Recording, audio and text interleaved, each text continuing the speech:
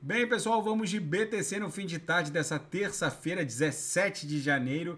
Agora na Espanha, 21 horas e 13 minutos. No Brasil, 17 e 13 da tarde. Gente, a BTC teima em não iniciar essa onda 2. Vocês vejam que o corpo real desse candle comprador de hoje avançou sobre o corpo real de ontem, rejeitando o engolfamento que poderia redundar numa onda 2.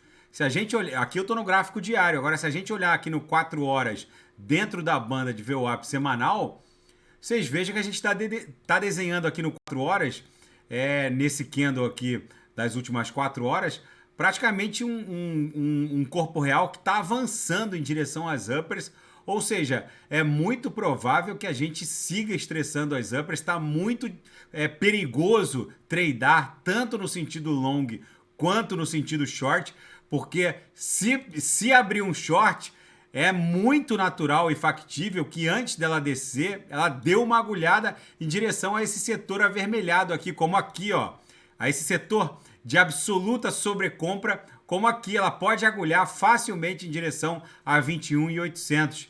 E se operar long, ela pode facilmente agulhar em direção a VWAP semanal, que está lá em 21 mil. Ou seja, tá muito perigoso. Hoje eu tive que ser sniper para ofertar os sinais.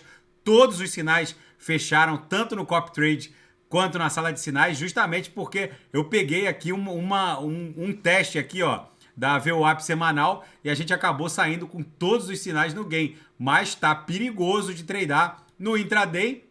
Como vocês podem ver, a BTC aqui esgarça as lowers, volta para VWAP, começa a esgarçar as uppers, volta para VWAP.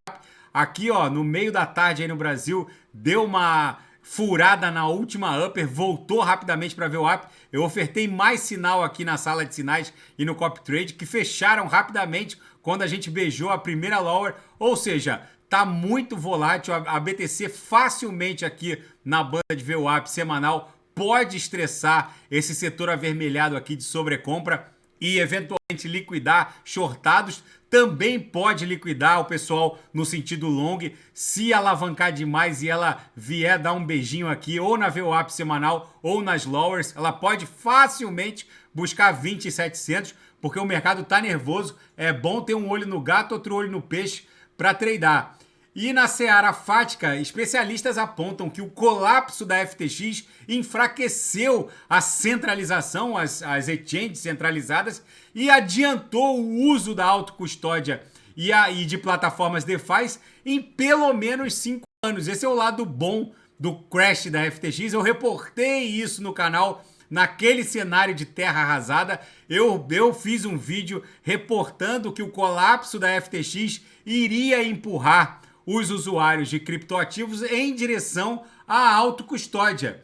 E o vice-primeiro-ministro ucraniano falou em Davos que aceitaria salário em CBDC e diz que assim que essa guerra na Ucrânia terminar, ele e o Zelensky pretendem transformar a Ucrânia num hub criptográfico, já que foi indispensável a criptografia não só para a manutenção de circulação de riqueza num ambiente onde a energia elétrica falhou, onde a internet dependia dos satélites, ainda depende dos satélites do Elon Musk. Enfim, num ambiente apocalíptico, o que salva ali na hora, na prática, é a criptografia, onde não há caixas eletrônicos, onde não há fonte estável de energia, a única coisa que resta mesmo é a criptografia, e que circulava ali através dos celulares que se conectavam à internet via satélite. E a CVM da Tailândia emite regras para provedores de custódia cripto, ou seja, as exchanges centralizadas.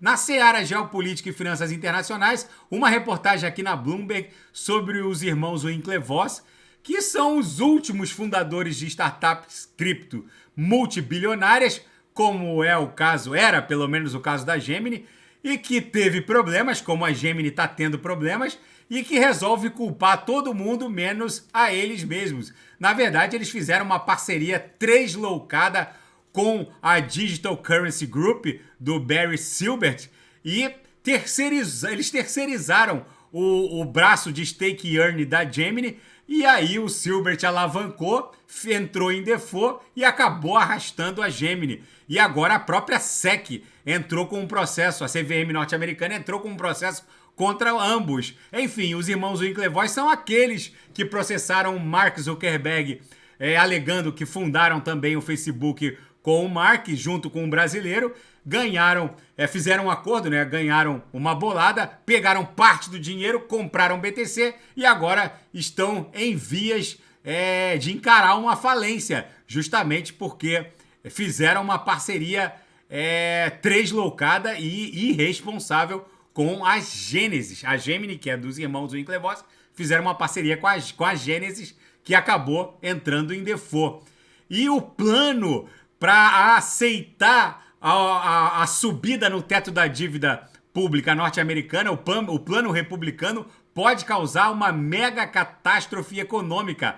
A Casa Branca diz que esse plano orquestrado pela extrema-direita republicana é aquele mesmo grupo, Tea Party, que causou um imbróglio sinistro na hora dos republicanos escolherem o presidente da Câmara Federal norte-americana. 11 sessões foram necessárias, mais de 11 sessões foram necessárias para a eleição do presidente da casa. Esse mesmo grupo diz que só vai viabilizar o aumento do teto da dívida se a administração Biden fizer uma seleção de obrigações a serem pagas. Ou seja, é uma receita para uma mega catástrofe econômica. A priorização de débitos efetivamente levaria os Estados Unidos a um default, o que não tem precedente. Ninguém sabe exatamente qual seria a consequência de algo tão louco como a administração federal norte-americana não ter dinheiro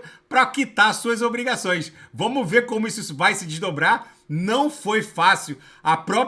O próprio consenso republicano para eleger o McCarthy, agora, para fazer um favor à Casa Branca democrata, vai ser pior ainda. E, segundo esse grupo republicano, eles vão exigir sim que a administração Joe Biden priorize alguns débitos em detrimento de outros. Ou seja, vai ser algo potencialmente catastrófico. E a Rússia explica que está aumentando o seu efetivo.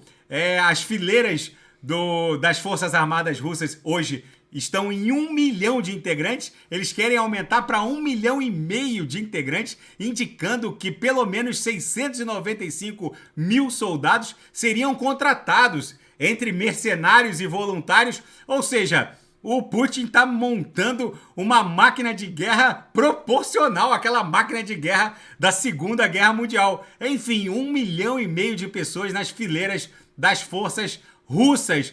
Gente, esperamos sinceramente que esse conflito desescale. Nesse cenário apocalíptico Mad Max, vocês vejam que a BTC aqui na banda de VWAP semanal está ameaçando estressar as uppers. Ou seja, gente, operar tanto no sentido long quanto no sentido short tem que pegar um momento certo. Por exemplo, quando ela encosta eventualmente numa laje como a VWAP semanal. Enfim, não tá fácil operar, tá muito perigoso. Isso aqui pode explodir para 21.800, eventualmente até 22 mil dólares com muita facilidade, e eventualmente abrir uma posição long, ela pode facilmente buscar 20.700. Ou seja, é bom ficar com um olho no gato, outro olho no peixe. Tá bom, pessoal? A BTC segue acumulando aqui na banda de VWAP mensal. A gente está, nesse momento, estressando a upper da banda do mês 11 de 22, o que eu já havia reportado que iria acontecer. Tá bom? Fiquem com Deus. Se nada fugir do script, eu volto amanhã para analisar a própria BTC. E quem quiser sugerir alguma análise, é só colocar nas mensagens abaixo. Fiquem com Deus. Até amanhã. Grande abraço.